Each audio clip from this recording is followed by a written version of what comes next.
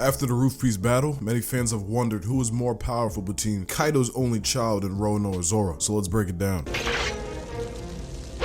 Alright, so let's start by debunking all the misconceptions. First of all, when it comes to Yamato's AP, many fans have this idea ingrained in their heads that Yamato's just doing no damage, when that's actually just not true at all, and her AP is easily comparable to Luffy and Zoro. Ashura is the most substantial attack Zoro landed on Kaido, and using all of his remaining power, he was able to land a scar, which is comparable to someone like Kazuki Oden, but the only difference is Kaido did not acknowledge Zoro the same way as Oden, and Kaido barely reacted. Zoro himself says that he wanted to make Kaido fall down, so using the blood shown on the pages is useless. And on a side note, when it comes to Wano especially, Oda's use of blood is actually really bad in my opinion, because the biggest pool of blood we get from Kaido is from the Scabbards, which is the weakest group of people he fought. When it comes to Kaido, and honestly zones in general, using blood isn't really a good way to scale the damage. After scarring Kaido, Luffy was able to knock Kaido down, which would put Luffy's AP well above Zoro's, according to Zoro's words himself. Now this is to be expected, as Luffy's affinity for hockey is conquers hockey. Now the reason this is important because Yamato already surpassed his version of Luffy by a long shot. Kaido's reactions are much more important than just the blood that gets shown on screen, right? Zoro might have been able to scar Kaido, but again, making Kaido kneel or fall down is obviously indicating that he's taking more damage than what he did from Zoro, because again, Zoro scarred him and Kaido stood there, called him a young boy, and then knocked him out with law. The idea that Zoro's doing drastic more amounts of damage to Yamato is just not true. It doesn't make any sense. And on top of all this evidence, when it comes to 10-10 Luffy, he literally got smacked off the island, whereas Yamato never went down even once, and still had a lot of energy left after fighting Kaido. Luffy was knocked out after 3 chapters, whereas Yamato lasted 11, and I know some of you guys don't like when I count the chapters, so I'll put these pictures on the screen. This was Luffy after his first 1v1 with Kaido, and this was Yamato after her first 1v1 with Kaido. So even without counting the chapter numbers, it's pretty obvious what the author of the story is trying to portray. And many fans believe that Zoro's is way stronger than Yamato, and this is actually just not true, can't even be argued, because at one point in time, Yamato was a lot stronger than Luffy himself. So at the very least, no matter how biased you want to be, Yamato's AP would be relative to Zoro at the very least. And that is the only thing I'm giving Zoro credit for, because this fight is completely one-sided. But let's break down the feats so we can get this over with. Starting with overall AP, as I previously mentioned, with the misconceptions out the way, using Zoro's own words, causing Kaido to fall down or have some type of reaction on top of bleeding is a better feat than just scarring him. And looking at the fight with Yamato, the fact that she caused Kaido to kneel down and change in base form indicates she was doing more damage to Kaido than Zoro was. But most of these biased arguments fall pretty flat by the time 1025 rolls around. We see Yamato keeping up with Gear Force Snake Man, and the anime put a lot more detail on this as well. But again, using this arbitrary idea that Yamato's AP is way lower than Zoro's makes absolutely no sense. But I'm also giving the edge to Yamato because she has shown way better AP feats despite many Zoro fans assuming otherwise. Now when it comes to overall combat speed, Zoro's attack speed has always been highlighted, as even before the rooftop battle, his attacks were fast enough to nearly hit Queen from a long distance range. And he was able to blitz people like King, who was able to keep up with Marco in a 1v1. And this was all before he had unlocked Advanced Conquers Hockey. After unlocking this ability, he was able to blitz King after cutting right through his strongest attack. So Zoro's combat speed is honestly extremely impressive, even when compared to all the members of the raid. It's also important to note that King was also blitzing Zoro during this battle, so their speed is still pretty relative. Now comparing this to Yamato, it is impressive, but it's still not enough to suggest that Zoro is faster than her. Starting off with her base form, she was able to almost match the attack speed of a Gear Force Snake Man on a base Kaido. And in hybrid form, you can see her casually keeping up with the hybrid Kaido, whereas Zoro was getting bulldozed by King even after he unlocked Advanced Conquers Hockey. Now, a lot of you are going to say, well, Kaido was holding back. It doesn't matter. Kaido was holding back for majority of the arc. He slammed Law, Luffy, and Zoro at the same time while holding back. Kaido literally stomped out Zoro's captain. The arguments against Yamato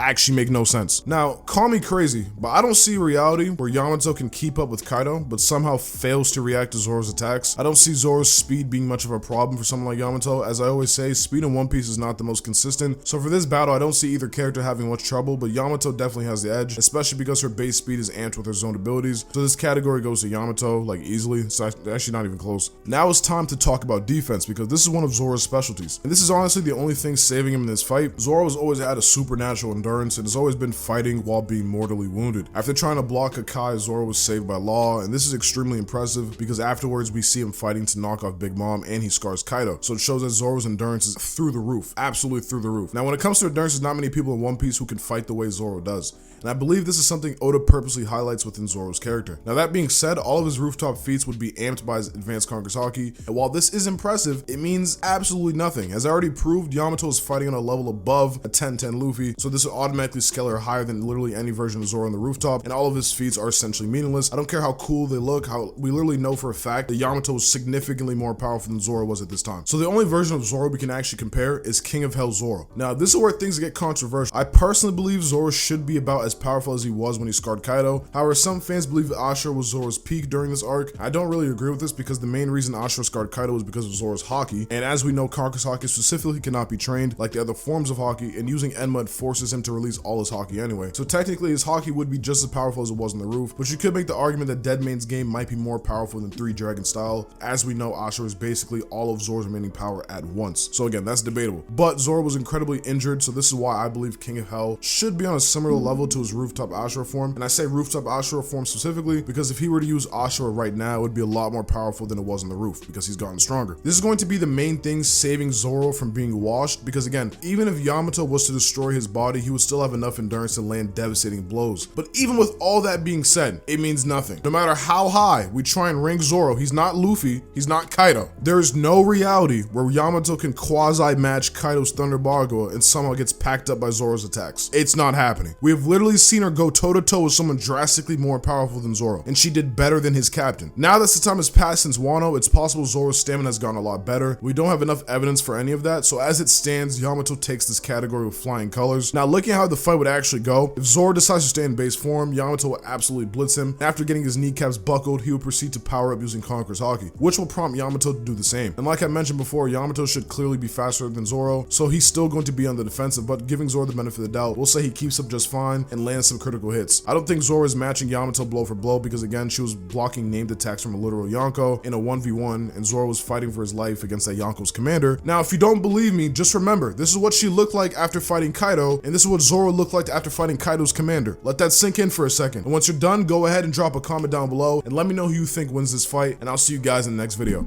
Peace.